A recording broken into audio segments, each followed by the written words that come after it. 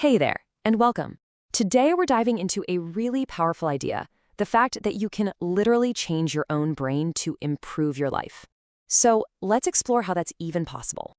You know that feeling, right? Where you find yourself reacting to stress in the same old way, falling into habits you wish you could break, just kind of going through the motions. It's that feeling of being stuck in a mental rut. But what if that wasn't the end of the story?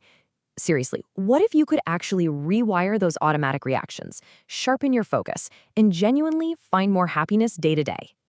Well, here's the good news. You can, and the science behind it has a name. It's called neuroplasticity. And this isn't just some feel-good theory. It's a fundamental part of how your brain is actually designed to work. So what is this stuff really? Let's break down this powerful idea and see what it actually means for you and me.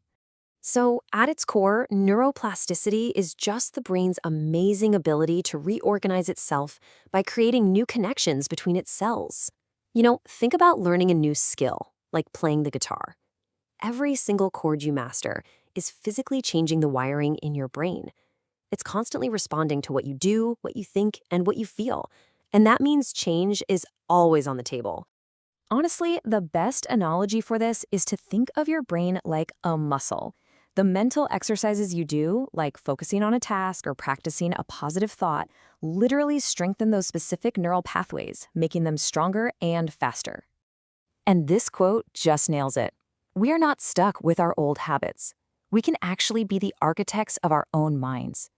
We can intentionally shape our thoughts to find a new equilibrium. A state of more balance, calm, and overall well-being. Okay, so this is all cool science, but why should you care about training your brain?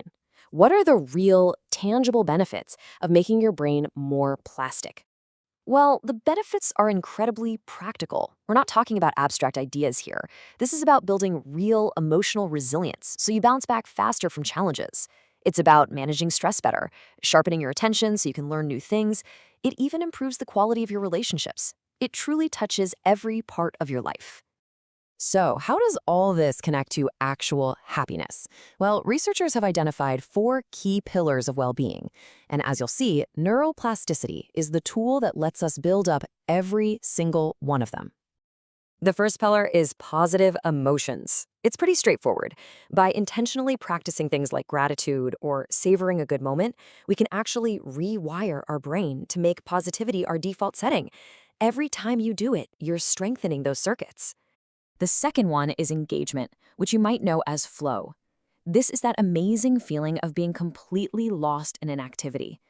Getting into that state not only feels incredible, but it's also an amazing workout for your brain, training it to focus deeply and tune out distractions. Pillar number 3 is all about quality relationships. And this one is huge because it turns out our brains are literally wired for connection.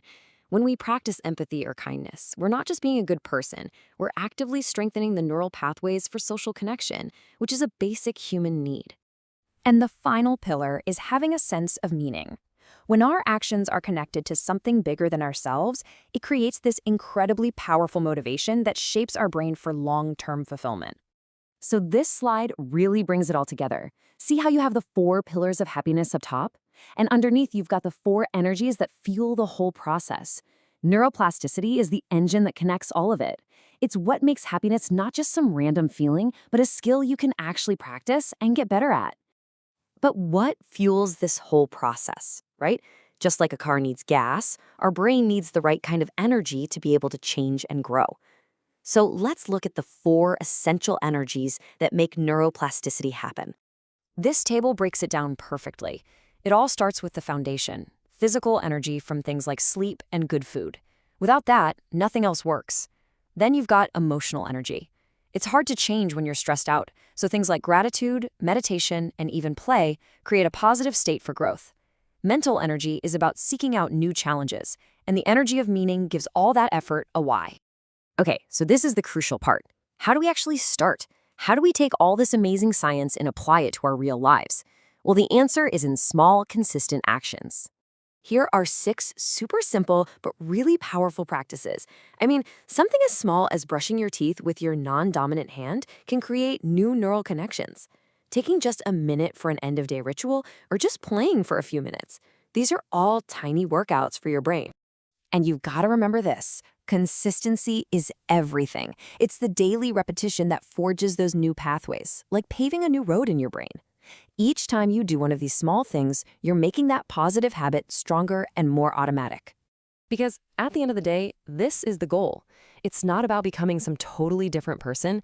It's about training your brain to better support the person you already want to be, so you can lead a life that's full, conscious, and thriving, both at home and at work. So, I'll leave you with this question. Knowing that your brain is ready and waiting for your instructions, and now that you have a few tools to get started, what new pathway will you choose to build, starting today?